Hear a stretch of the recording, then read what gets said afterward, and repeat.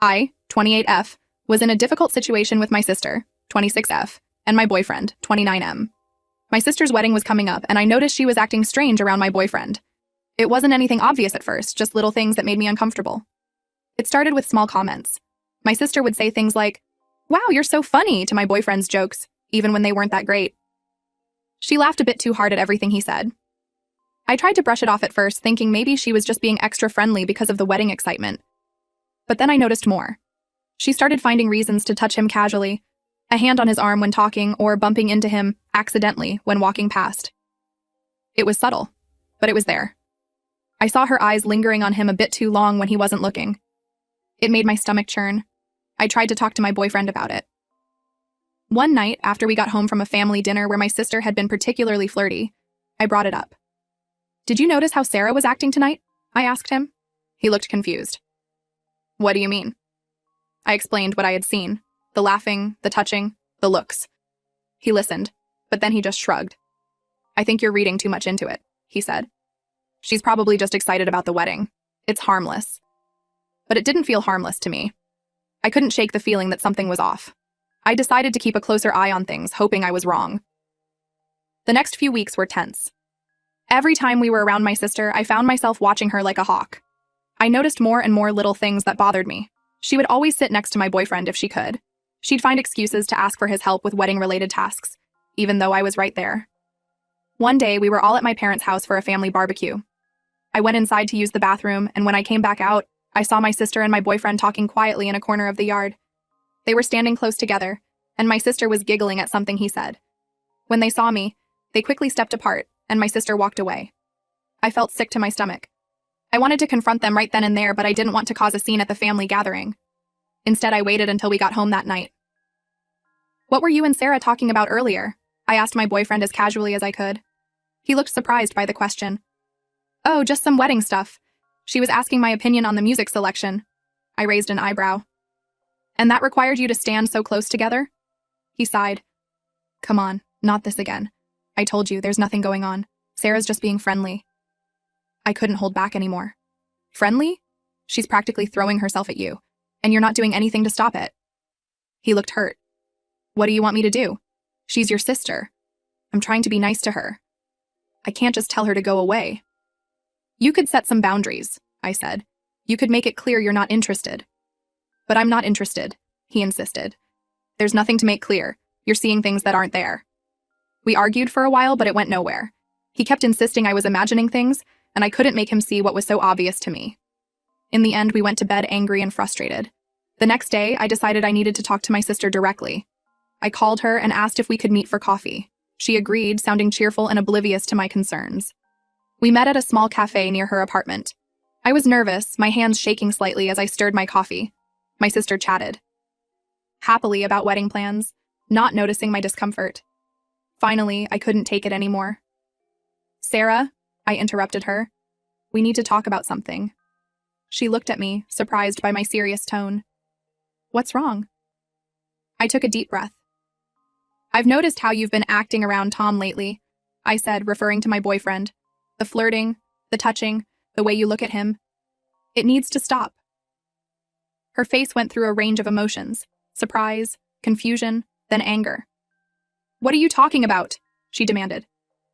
"I haven't been flirting with Tom." "Yes, you have," I insisted. "Maybe you don't realize you're doing it, but you are, and it's making me very uncomfortable." She laughed, but it wasn't a happy sound. "You're being ridiculous. Tom's practically family. I'm just being friendly." "It's more than that," I said. "You're always finding excuses to be near him, to touch him. You laugh at all his jokes, even the bad ones. It's obvious what you're doing." Her face flushed red. "I can't believe you're accusing me of this," she said. "Especially right before my wedding. Are you really that insecure?" Her words stung, but I pressed on. "This isn't about insecurity, it's about respect. You're crossing a line and it needs to stop." She stood up abruptly, her chair scraping loudly against the floor. "I'm not going to sit here and listen to this," she said. "You're being paranoid and ridiculous. If you can't trust your own sister, that's your problem, not mine." She stormed out of the cafe, leaving me sitting there alone. I felt awful. Had I made a mistake? Was I really just being paranoid? When I got home, my boyfriend was there. He could tell something was wrong as soon as I walked in.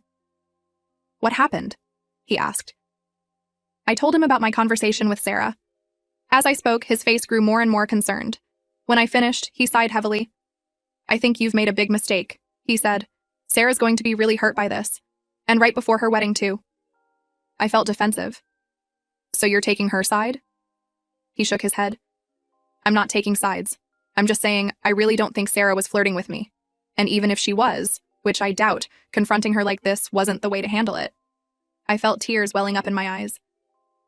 So what was I supposed to do? Just ignore it? He came over and put his arms around me. You could have talked to me more about it.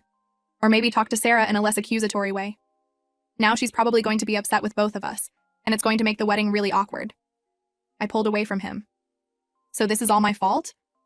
He sighed again. I didn't say that. I just think you may have overreacted a bit. We argued some more, but it was clear we weren't going to agree. Eventually, he went to bed, leaving me alone with my thoughts. The next few days were tense. My sister wasn't speaking to me. My parents called, wanting to know why Sarah was so upset. I tried to explain, but I could tell they thought I was overreacting too. The wedding was getting closer, and I didn't know what to do. I was supposed to be a bridesmaid, but now I wasn't sure if Sarah even wanted me there. My boyfriend was still invited, and he said he thought we should both go, to show there were no hard feelings. But the thought of watching my sister walk down the aisle, knowing how upset she was with me, made me feel sick. I tried to call Sarah a few times, but she didn't answer. I left voicemails apologizing, saying we needed to talk, but she never called back. I even went to her apartment, but she wouldn't open the door. As the wedding day got closer, I felt more and more anxious. My boyfriend kept telling me to relax, that everything would blow over, but I wasn't so sure. I had a nightmare where I showed up at the wedding and everyone turned to stare at me, whispering and pointing. I woke up in a cold sweat. Update: things got worse after my confrontation with Sarah. She told our mom about my accusations, and Mom was furious with me. She called me, yelling about how I could be so selfish and paranoid right before Sarah's wedding. How could you accuse your own sister of such a thing? She demanded. I tried to explain my side, but she wouldn't listen. She told me I needed to apologize to Sarah immediately and fix this mess. The tension in our family was unbearable. Sarah still wouldn't speak to me, and now my parents were upset too. My boyfriend Tom kept insisting I was overreacting, which only made me feel more lonely and frustrated. A week before the wedding, I went to my parents' house to try and smooth things over. As I approached the front door, I heard muffled voices from the side of the house. Curious, I walked around to the garden and froze in shock at what I saw. There, partially hidden behind a large shrub, were Sarah and Tom. They were locked in a passionate embrace, kissing deeply. Tom's hand was under Sarah's shirt, and her legs were wrapped around his waist. They were so engrossed in each other that they didn't even notice me standing there. I felt like I'd been punched in the stomach. All the air left my lungs, and for a moment I couldn't move or speak. Then, as the reality of what I was seeing sank in, a wave of anger and betrayal washed over me. "What the hell is this?" I screamed. They jumped apart, looking guilty and shocked. Sarah's face went pale, while Tom started stammering. "It's not what it looks like." But it was exactly what it looked like. All my suspicions, all my fears that everyone had dismissed as paranoia, were suddenly confirmed in the worst possible way. "How could you?" I choked out, tears streaming down my face. "My own sister and my boyfriend?" Sarah started crying too. "I'm so sorry," she sobbed. "We didn't mean for this to happen." But I couldn't bear to hear their excuses. I turned and ran back to my car, ignoring their calls for me to come back. As I drove away, my phone started ringing. First Tom, then Sarah, then my mom. I ignored them all. When I got home, I packed a bag with some clothes and essentials. I sent a text to Tom. "We're done. Don't try to contact me again." Then I turned off my phone and left. I'm writing this from a hotel room in a nearby city. I don't know what I'm going to do next. The wedding is in a few days, but there's no way I can attend now. My relationship is over, and my relationship with my sister may never recover from this betrayal. I feel like my whole world has been turned upside down. Everyone made me feel like I was crazy for suspecting something, but I was right all along. I don't know how I'll ever trust anyone again after this. So, Reddit, any advice on how to move forward from here would be appreciated. Update. After the shock of catching my sister Sarah with my now ex-boyfriend Tom, I spent a few days in a daze, barely able to process what had happened. My phone was flooded with messages and missed calls from both of them, as well as from my parents, but I couldn't bring myself to respond. Eventually, I realized there was one person who deserved to know the truth: Mark, Sarah's fiance. With a heavy heart, I called him.